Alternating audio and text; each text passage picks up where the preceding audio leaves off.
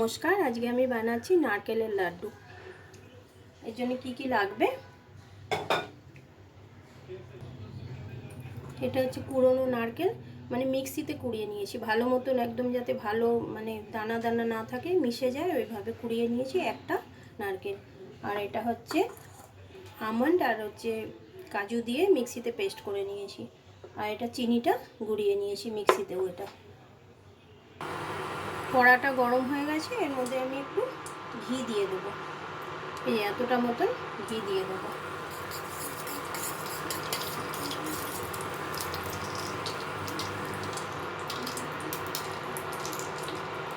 এর মধ্যে আমি পুরনো নারকেলটা দিয়ে দিচ্ছি।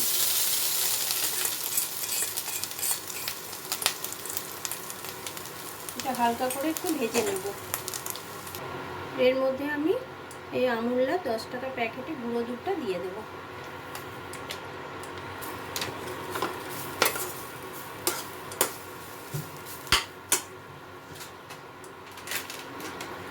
এরকম দুটো দেব।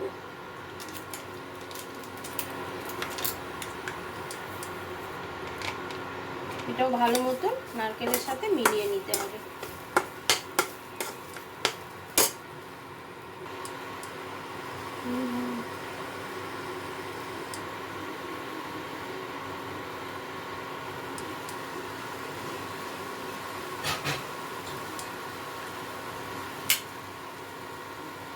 এর মধ্যে আমন্ড আর কাজু বাদামটা পেস্ট করে রেখেছিলাম, ওটাও দিয়ে দেবো।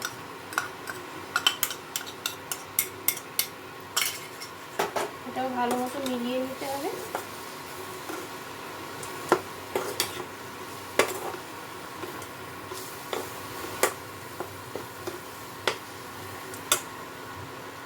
চিনিটা একটু আমি বাঁচিয়ে রেখেছিলাম, চিনিটা মনে হচ্ছে লেগে যাবে, তো দিয়ে দিচ্ছি।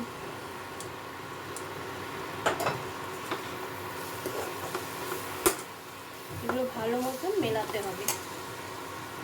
এর মধ্যে এখন আমি এর মিল্ক মেকটা দিয়ে দেবো। মিল্ক মেক পাউডারটা এটা দিলে পরে একটু গাঢ় গাঢ় হবে আর খুব আঠেলো ভাব হবে, আর এটা বানাতেও সুবিধা হবে। খুব বেশি দেব না, অল্প দেব। এবার এর মধ্যে আমি একটু এলাচের গুঁড়োটা পাউডারটা মিলিয়ে দেবো গন্ধের জন্য, দিয়ে মিলিয়ে নেব। পুরটা আমার হয়ে গেছে দেখুন। এবার আমি ঠান্ডা করে পাত্রের মধ্যে নামিয়ে ঠান্ডা করে তারপরে নাড়ুর আকারে গোলায় নেব। আমার এই পুরটা রেডি। এবার আমি তৈরি করে নিচ্ছি। সাইজটা যে যতটা বড় পারে তৈরি করবে। আমি যে এতটা নিয়ে হাতের মধ্যে আমি ঘি একটু মাখিয়ে নিয়েছিলাম যাতে না চুপকোয়, বলের মতন চ্যাপটা করে যেরকম যার ইচ্ছে। আমি একটু এরকম সাইজেরই করছি, প্যারার মতন। নিজের মতন করে নেবেন যেরকম ইচ্ছে যার। এটা খেতে খুব সুন্দর লাগে, এমনি নারকেল নাড়ুর থেকে এটা খেতে খুব ভালো লাগে। এই যে আমি এরকম গোল গোল করে নিচ্ছি প্যারার মতন। এই যে আমার এগুলো নারকেলের সন্দেশগুলো বানিয়ে নিয়েছি, সন্দেশ বা যে যাই বলুন। আমি এবার ওপর দিয়ে কিশমিশ দিয়ে এটা সাজিয়ে নেব। একটা করে এইভাবে কিশমিশ দাবিয়ে দেব।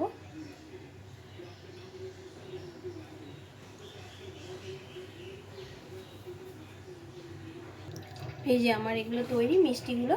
এটা খেতে খুব সুন্দর লাগে, আর অনেক কিছু দিতে হয় তো এর মধ্যে, আরও স্বাদটা বেড়ে যায়। যখনই করবেন নারকেলটা মিক্সিতে ভালো মতন গুঁড়িয়ে নেবেন, তাহলে একদম নরম হয়ে যায়, ওটা খেতে আরও বেশি লাগে, মুখে লাগে না।